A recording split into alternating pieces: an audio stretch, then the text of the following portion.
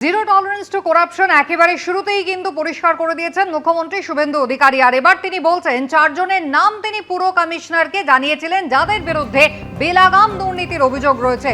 তার লিস্টে যে চারজন রয়েছে সেখানে অভিষেক বন্দ্যোপাধ্যায়ের নামে 24টা সম্পত্তি রয়েছে, বেলেঘাটার রাজু নস্কর তার নামেও রয়েছে 18টা সম্পত্তি, কসবার সোনাপাপ্পু অর্থাৎ গতকাল ইডির জালে যে ধরা পড়েছে তার নামে রয়েছে 24টি সম্পত্তি এবং জাভেদ খানের ছেলে ফৈয়াজ আহমেদ খান তার নামে 90টা সম্পত্তি রয়েছে বলে পুর কমিশনারকে জানিয়েছেন মুখ্যমন্ত্রী শুভেন্দু অধিকারী। কি জানালেন এই নিয়ে গতকাল দেখুন। मैं म्युनिसिपल अफेयर्स का सेक्रेटरी और केएमसी का कमिश्नर को बताया 4 नाम लेकर। एक बेलेघाटा का राजू नस्कर 18 प्रॉपर्टी, दूसरा कस्बा का सोना पप्पू 24 प्रॉपर्टी, तीसरा भतीजा Abhishek Banerjee, lips and bounce का 14, अपने नाम में 4, पिताजी का नाम में और भी 6, 24 प्रॉपर्टी। और चौथा नाम सुनना चाहता है, जावेद खान का बेटा 90 प्रॉपर्टी। ये लोग लूटा है, ये लूटने वाला जैसे शांतनु सिन्हा विश्वास अंदर में है,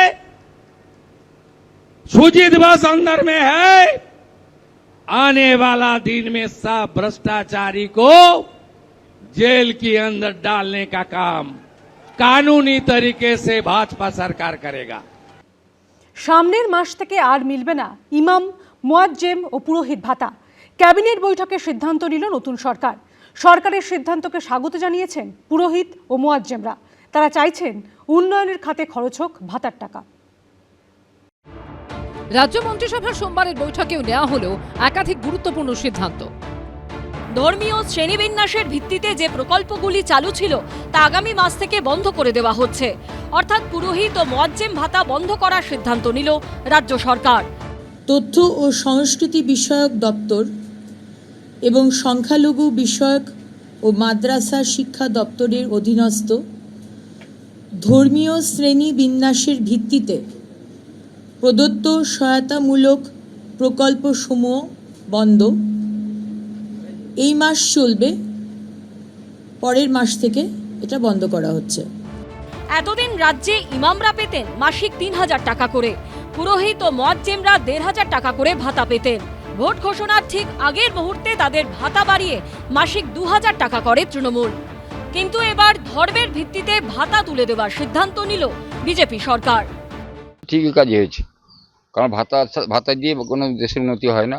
किसी अच्छे काम में अगर लगा रहा है तो ठीक है।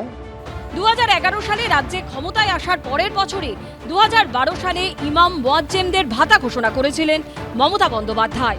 তৎকালীন রাজ্য সরকারের এই ঘোষণা নিয়ে কম বিতর্ক হয়নি। এরপর 2020 সালের অক্টোবর থেকে পুরোহিতদের জন্য মাসিক ভাতার ঘোষণা করেন মমতা বন্দ্যোপাধ্যায়। বিজেপি সরকার ক্ষমতায় আসার পর এবার ধর্মীয় ভিত্তিতে প্রাপ্ত ভাতা নিয়ে বড় সড় সিদ্ধান্ত নিল। এটা খুব ভালোভাবে দেখছি, কারণ এই ভাতা বা বেকারদের এ দিয়ে কোনো উন্নতি হয় না। সাধারণ মানুষের যত উন্নয়ন হয় আর কি। সরকার যখন আছে যা করতেছে সেটা ভালোই করতেছে। 2000-1000 টাকা ভাতাতে তেমন কিছু উন্নতি হয় না, এই জন্য আমার ভাতার প্রতি অত ইন্টারেস্ট নেই। সরকারি কোষাগারের এই বিপুল টাকা বাঁচলে কি অন্য খাতে উপকৃত হবেন যোগ্য প্রাপকরা?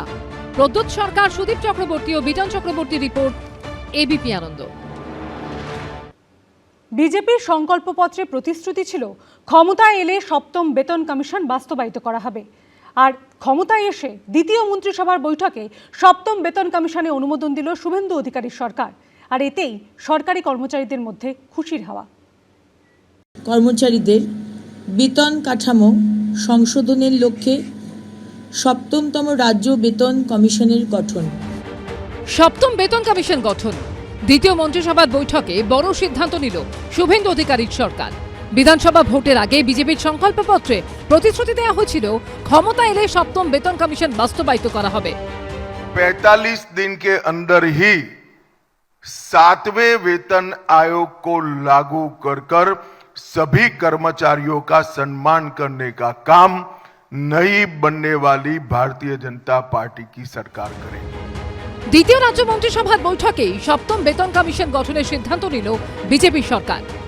রাজ্য সরকারি কর্মচারী এবং বিধিবদ্ধ সংস্থা, বোর্ড, নিগম, স্থানীয় সংস্থা, শিক্ষা প্রতিষ্ঠান ইত্যাদি কর্মচারীদের বেতন কাঠামো সংশোধনের লক্ষ্যে সপ্তমতম রাজ্য বেতন কমিশনের গঠন। আর এতেই সরকারি কর্মচারীদের মধ্যে খুশির হাওয়া।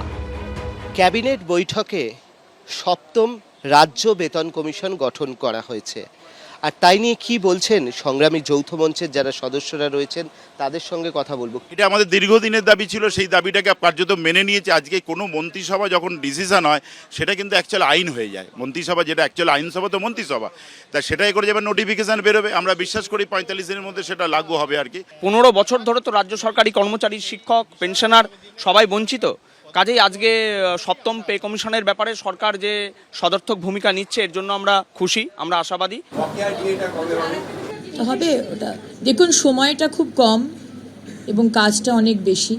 ডিএ বা অন্যান্য বিষয় অত্যন্ত গুরুত্বপূর্ণ এবং গ্র্যাজুয়ালি সেটা আলোচনা হবে।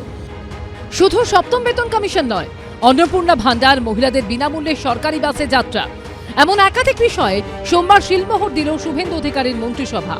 দীপক ঘোষ, শুভেন্দু ভট্টাচার্য ও কমল কৃষ্ণদের রিপোর্ট, এবিপি আনন্দ। সরকারি বাসে মহিলাদের যাতায়াত ফ্রি। দ্বিতীয় মন্ত্রিসভার বৈঠকে এই সিদ্ধান্তে শিলমোহর দিল শুভেন্দু অধিকারীর নেতৃত্বাধীন সরকার।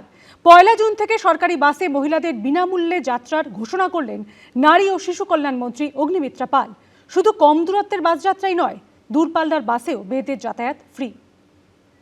2026 সালের 1 জুন থেকে পশ্চিমবঙ্গ রাজ্যের সমস্ত সরকারি বাসে পশ্চিমবঙ্গের মহিলাদের জন্য বিনামূল্যে পরিবহন প্রকল্পের নীতিগত অনুমোদন। বিধানসভা ভোটের সংকল্পপত্রে বিজেপি প্রতিশ্রুতি দিয়েছিল তারা ক্ষমতায় এলে সরকারি বাসে মহিলাদের যাতায়াত ফ্রি হবে, অর্থাৎ সরকারি বাসে উঠলে কোনো পয়সা লাগবে না। দ্বিতীয় মন্ত্রিসভার বৈঠকে তাতেই শিলমোহর দিল শুভেন্দু অধিকারীর নেতৃত্বাধীন সরকার।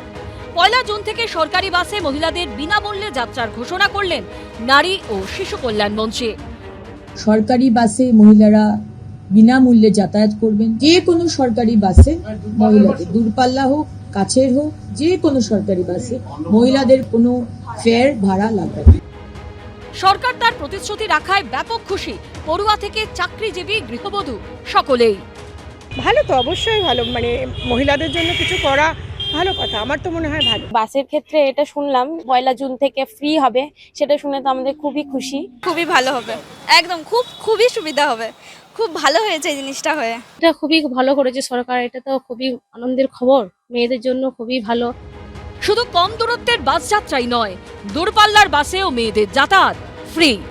সুমন ঘরাই, সুনীত হালদার ও পূর্ণেন্দু সিংহের রিপোর্ট, এবিপি আনন্দ। এবিপি আনন্দ, এগিয়ে থাকে, এগিয়ে রাখে।